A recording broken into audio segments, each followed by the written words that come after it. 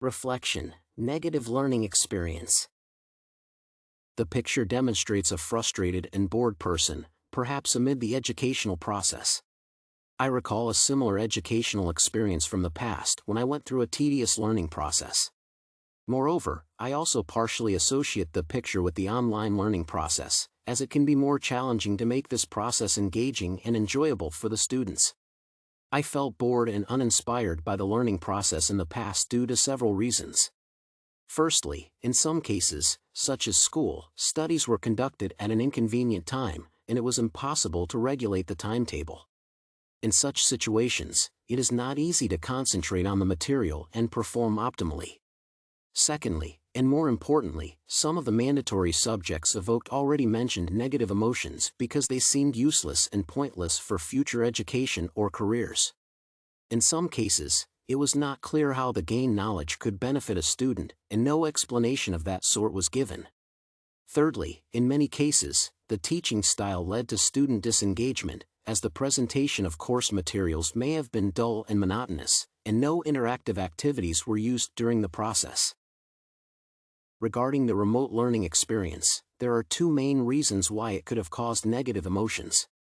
Firstly, online learning has been less motivating and encouraging overall due to the lack of real offline social contact, which is essential to many students.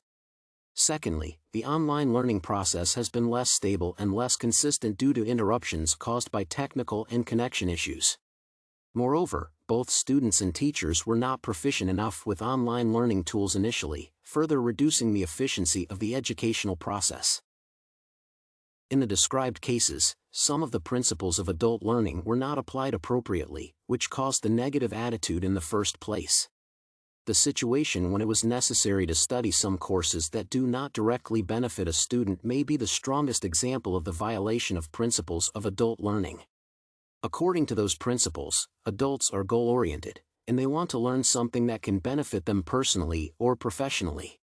That means that all of the aspects of the course should be designed to be useful, practical, and relevant.